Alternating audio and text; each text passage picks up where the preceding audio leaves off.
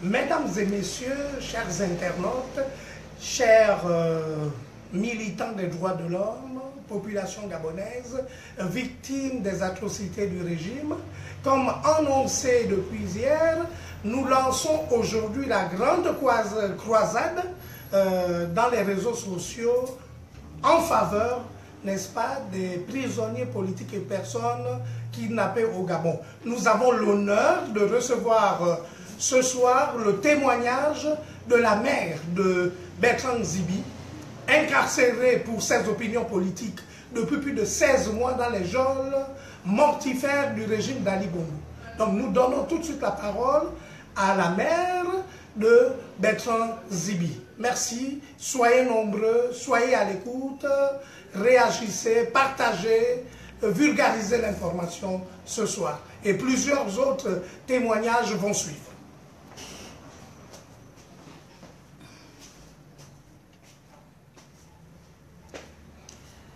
Je suis la mère de Zibi Abao Bertrand.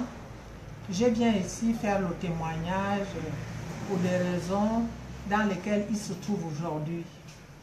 Bertrand Zibi, depuis le 16 janvier, il a été transféré dans une cellule au niveau de la prison centrale où il se trouve, cagoulé. D'après le reportage qui nous a été fait, il a été enchaîné, cagoulé, et il a été torturé par au moins 10 personnes. Jusqu'à aujourd'hui, nous n'avons pas accès de visite pour savoir dans quel état il se trouve. D'après ce reportage, on nous a dit qu'il a eu le nez cassé, l'orteil brisé. Ma première fille qui se trouve aux États-Unis, sa grande sœur, a aussitôt appelé le consulat des États-Unis, l'ambassade de France, des États-Unis, et l'ambassade des États-Unis a bien reconnu qu'ils sont au courant que M. Zibi est torturé à la prison centrale de Libreville et qu'ils n'ont pas accès. Parce que nous voulions à ce moment-là avoir des informations sur son état de santé. Jusqu'à aujourd'hui, nous n'avons toujours pas d'infos sur l'état de sa santé. Est-ce qu'il est soigné ou il n'est pas soigné? Nous n'en savons rien.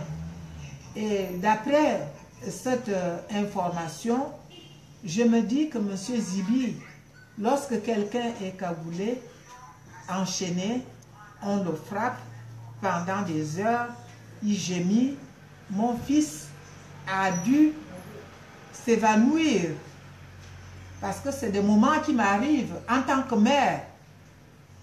Et toutes les personnes de bon sens au Gabon comprendront bien cela, que quelqu'un qui est frappé, et on donne des coups dans n'importe quelle partie du corps, il a dû s'évanouir.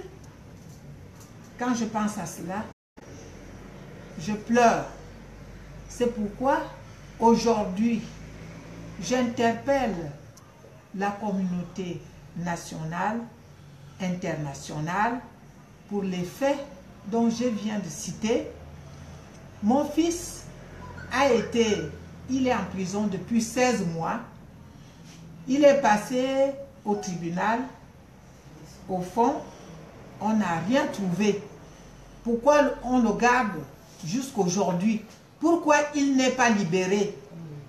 Je demande au président de la République, M. Ali Bongo, il est le garant des biens et des personnes, de libérer mon fils. Mon fils n'est pas le seul qui a parlé. Ceux qui sont avec lui disent aussi à voix basse ce qu'a dit Bertrand à haute voix. Je demande à toutes les personnes qui suivront mon message de faire le tout possible, que ce soit la communauté gabonaise, que ce soit nos amis, nos frères africains qui sont venus ici, que chacun se mette dans ma peau aujourd'hui de la souffrance que j'endure avec toute ma famille. Bertrand est père d'enfants, 16 enfants. Bertrand a des frères et des sœurs, des parents. Il est le parent de tout le monde. C'est un Gabonais. Il a parlé pour la cause du Gabon. Je ne fais pas la politique. Je demande la libération de mon fils. Sans condition. Je demande que mon fils soit libéré. Il n'a tué personne. Les gens qui tuent des personnes, ils sont en liberté. Et mon fils se trouve dans un état où on ne sait pas comment il est aujourd'hui. Parce que nous n'avons pas le retour d'information. Les ambassades ne nous ont encore rien communiqué. Je demande à la communauté internationale de réagir. Le Gabon est un pays indépendant qui a signé la charte des droits de l'homme. Je demande à toutes ces associations de se lever et d'être derrière moi pour agir pour la libération de tous ceux qui sont emprisonnés sans motif valable, parce qu'ils disent la vérité. Que mon fils soit libéré, que les autres aussi soient libérés. Et ceux qui ont continué à faire de la torture, au Gabon, la torture n'est plus autorisée. Le Gabon a signé cette charte. On continue à torturer les gens. Cagoulés, de prisonniers cagoulés, on le frappe pour qu'ils ne reconnaissent pas le visage de ces bourreaux. Libérez mon fils. J'attends sa libération. J'attends de tout le monde. Merci. Un mois passant, ça va aller.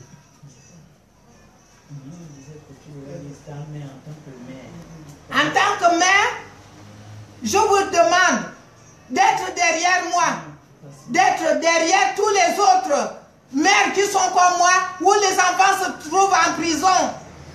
En tant que mère, écoutez ma voix, je souffre. Depuis que mon fils, on nous a appris depuis le 15 janvier, je ne dors pas. Quand je pense à la façon dont quelqu'un, il est enchaîné et qu'on le frappe, ce qu'il peut subir, ça ne me donne pas le sommeil. Je ne dors pas. Merci.